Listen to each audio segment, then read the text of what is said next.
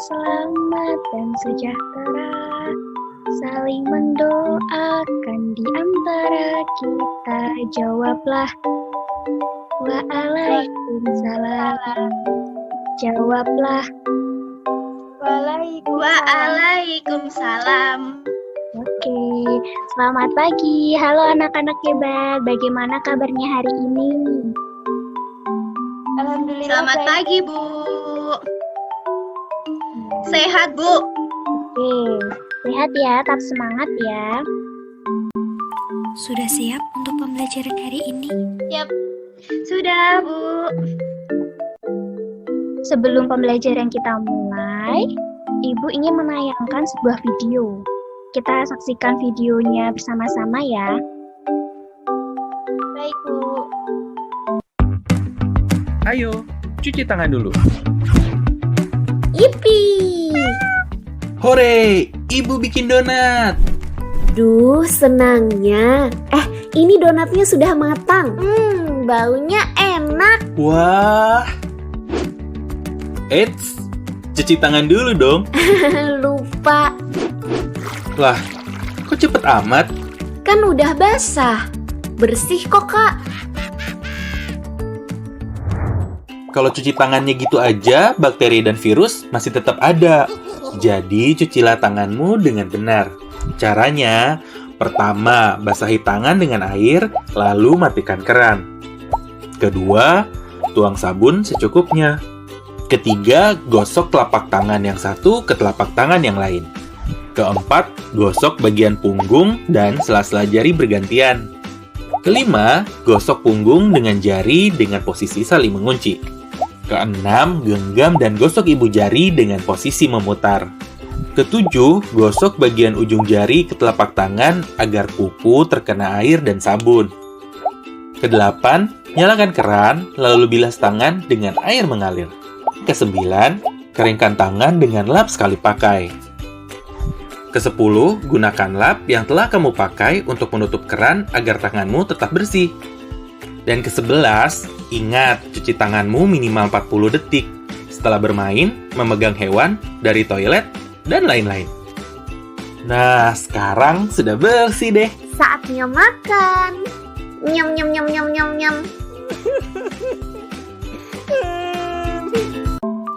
Pesan dari video tersebut adalah cuci tangan tidak cukup hanya dengan air saja. Alangkah baiknya cuci tangan pakai sabun dan air yang mengalir agar bakteri dan virus terbunuh secara efektif. Ibu selalu mengingatkan untuk selalu cuci tangan pakai sabun, memakai masker, dan ingat ya, jaga jarak dengan teman kalian ya. Kita bermainnya di rumah saja bersama keluarga, adik, kakak, dan orang tua ya. Baik, Bu. Kegiatan yang harus kita laksanakan pagi ini yaitu pembukaan. Pembukaan kita dengan doa, kemudian kita absensi, dilanjutkan dengan materi dan evaluasi. Oke, kita berdoa dulu ya. Tangan ke atas menggapai bintang, tangan ke samping burung terbang, tangan ke depan bertepuk tangan, tangan dilipat mari berdoa. Bismillahirrahmanirrahim. Raditu billahi rabban wa bil islami dina wa bil muhammadin nabiyya wa rasulah. Rabbi zidni ilma warzuqni fahma. Amin. Oke, sekarang kita absen terlebih dahulu ya. Sampaikan salam dan nama kalian. Mbak Ayu dulu. Assalamualaikum. Nama saya Ayu Stari. Waalaikumsalam. Selanjutnya, Assalamualaikum, Bu Nisa. Ria hadir, Bu. Waalaikumsalam. Oke, tetap semangat, tetap ceria ya, meskipun kita masih belajar dari jarak jauh. Kita belajar bisa dilakukan di mana saja ya, tetap semangat. Hari ini kita akan belajar tema 3, peduli terhadap makhluk hidup. Subtema 1, hewan dan tumbuhan di lingkungan rumahku, pembelajaran 1. Hari ini kita akan belajar membuat pertanyaan untuk wawancara, kemudian mengidentifikasi masalah keseimbangan lingkungan, dan dilanjutkan dengan mengidentifikasi karakteristik tentang alam di Indonesia. Oke. Peduli terhadap lingkungan. Ibu ingin kalian untuk mengajak orang-orang di sekitarmu seperti teman, keluarga, adik, kakak maupun orang tua untuk lebih sadar dan peduli terhadap lingkungan. Ajak mereka untuk berdiskusi, melakukan pengamatan, dan memberikan ide-ide tentang cara menghargai dan menyelamatkan lingkungan. Mulai hal dari yang sederhana saja yang dapat diterapkan dalam kehidupan sehari-hari ya. Oke, Ibu mau tanya nih. Tahukah kalian makanan apa yang paling banyak dikonsumsi masyarakat di Indonesia? Nasi, Bu. Betul. Ya, makanan yang paling banyak dikonsumsi masyarakat Indonesia terutama adalah nasi. Nasi itu sebagai makanan pokok di Indonesia. Di sini ada sebuah video proses bagaimana cara penanaman padi. Yang pertama, proses pengolahan lahan sawah menggunakan traktor diesel.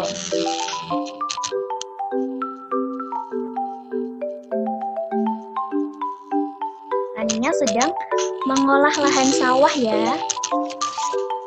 Tujuannya agar lapisan tanah yang keras menjadi datar dan berlumpur. Proses selanjutnya adalah perendaman benih ke dalam air selama 48 jam. Benih ini dimasukkan di dalam karung ya anak-anak dan direndam di air yang mengalir. Kemudian ini adalah proses benih tumbuh berkecambah.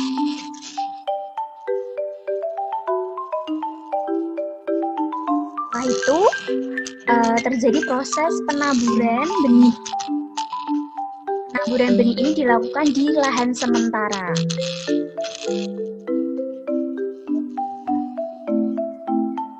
Selanjutnya ada proses penanaman. Nah, ini kanak-kanak proses penanaman yang dilakukan oleh petani. Penanaman ini jaraknya antara padi satu dengan padi yang lain adalah 25 x 25 atau bisa dengan 30 x 30 ya. Jadi menanam padinya tidak boleh saling berdekatan. Nah, ini adalah cara penanaman padinya, harus sejajar dan rapi. Setelah menanam, terjadi proses pemupukan.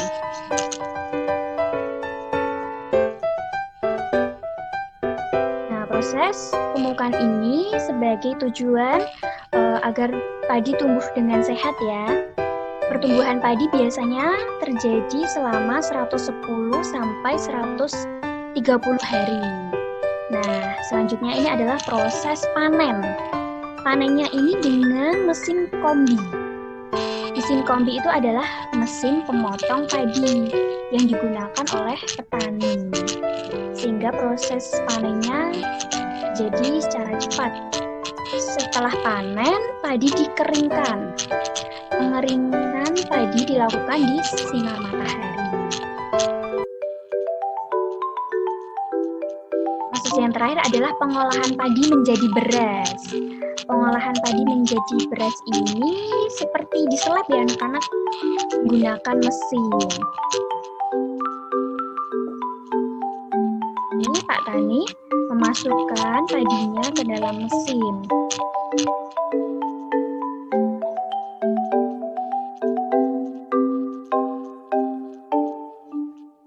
Proses bagaimana cara padi menjadi beras ya. Nah, ini keluar berasnya, warnanya putih bersih. Nah, itulah proses bagaimana padi tumbuh ya anak-anak. Sekarang Ibu mau tanya nih, setelah menyaksikan video tadi, berapa lama proses pertumbuhan tanaman padi ya? Saya mau menjawab, Bu. Oke, silahkan. 110 sampai 130 hari. Ya betul, proses pertumbuhan padi itu terjadi selama 110 sampai 130 hari. Oke. Terus Ibu mau tanya lagi nih, bagaimana proses penanaman padi dari benih hingga menjadi beras? Siapa yang mau menjawab? Saya Bu, Oke, saya mau jawab. oke, silahkan. Proses penanaman padi menjadi beras, yang pertama mengolah lahan sawah, yang kedua merendam benih, terus menabur benih, kemudian penanaman, lalu pemupukan, panen, kemudian pengeringan padi, dan yang terakhir pengolahan padi menjadi beras. Oke, hebat sekali Mbak Ayu. Betul sekali yang disebutkan oleh Mbak Ayu bagaimana proses penanaman padi. Itu artinya anak-anak sudah paham ya bagaimana proses pertumbuhan padi. Sudah, Paham, Bu. Bu. Ini ya, betul tadi yang disebutkan oleh Mbak Ayu. Karena banyak dikonsumsi oleh masyarakat, tanaman padi bisa saja berkurang jumlahnya. Oleh karena itu, petani harus menjaganya. Bagaimana ya caranya petani harus menjaga tumbuhan padi itu? Ada yang tahu nggak ya? Cara mempertahankan padi agar dapat dinikmati masyarakat Indonesia adalah yang pertama, menjaga bibit agar dapat ditanam kembali. Kemudian menjaga lahan pertanian. Jangan sampai lahan pertanian itu digunakan untuk membangun gedung ya. Yang kemudian cara menjaganya adalah dengan menjaga kebersihan lingkungan sekitar. Tidak boleh ada sampah, karena sampah akan menyebabkan banjir dan akan merusak tanaman padi, lahan padi. Kemudian yang keempat, saluran air dijaga agar tetap mengalir. Kemudian yang kelima, penggunaan beras yang tidak berlebihan. Kemudian, Ibu ada kuis nih. Apabila tumbuhan berbunga wangi, apa yang sebaiknya kamu lakukan?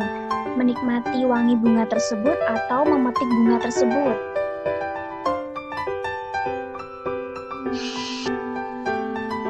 Menikmati. Nikmati, Bu. Oh, cara kita menjaga tumbuhan berbunga wangi yaitu dengan menikmati wangi bunga tersebut ya. Tidak boleh memetik bunga tersebut karena akan merusak tanaman bunga. Kemudian, bagaimana cara menjaga dan merawat tumbuhan berbunga? Ada yang mau menjawab? Cara menjaga dan merawat tumbuhan berbunga. Oke. Diberikan pupuk. Oke ya, diberikan pupuk, kemudian disiram setiap pagi dan sore, dan ditempatkan di sinar matahari ya, sinar matahari yang cukup. Pantai itu adalah daerah yang berbatasan langsung dengan laut. Pantai biasanya digunakan sebagai objek wisata. Siapa yang pernah pergi berlibur ke pantai? Saya, Bu. Oke, Mbak Ria, kemana? Ayu pernah, Bu. Oke, Mbak Ayu juga pernah. Oke, Pernah.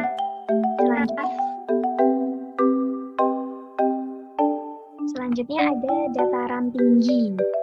Dataran tinggi adalah permukaan bumi yang ketinggiannya 500 meter di atas permukaan laut. Biasanya digunakan sebagai lahan perkebunan persawahan. Kemudian ada daratan rendah. Permukaan bumi dengan ketinggian kurang dari 200 meter dari atas permukaan laut. Biasanya dimanfaatkan sebagai perindustrian, bisa digunakan sebagai lahan persawahan. lahan perumahan maupun perkebunan kelapa maupun tebu. Oke, sekarang waktunya evaluasi. Ini tugas di rumah ya. Baik, Bu. Ya, Bu. Di sini kan ada gambar. Ada gambar, kemudian di sini ada kotak ya. Nah, ini nanti isilah dan lengkapi diagram berikut berdasarkan video yang telah kamu tonton pada saat pembelajaran online bersama Ibu tadi ya.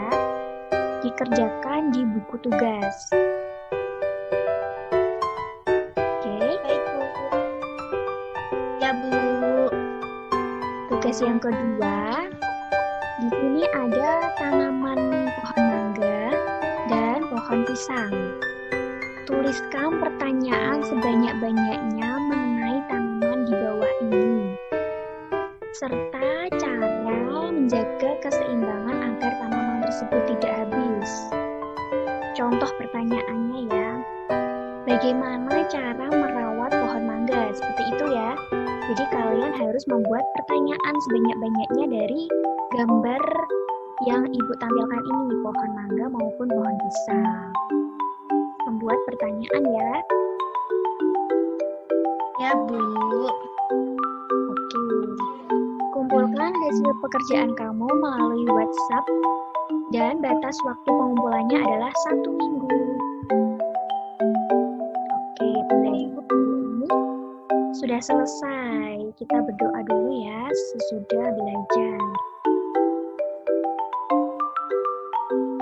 Allahumma arinna haqqo haqqo warzuqna taba'ahu wa arinna batilan batilan warzuqna jinabah.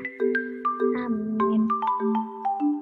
Oke, terima kasih anak-anak. Pembelajaran hari ini telah usai. Selamat beristirahat dan kerjakan tugas dengan sebaik-baiknya ya. Jaga kesehatan. Oke, terima kasih. Wassalamualaikum. Waalaikumsalam. Waalaikumsalam warahmatullahi wabarakatuh. Terima kasih, Bu Nisa.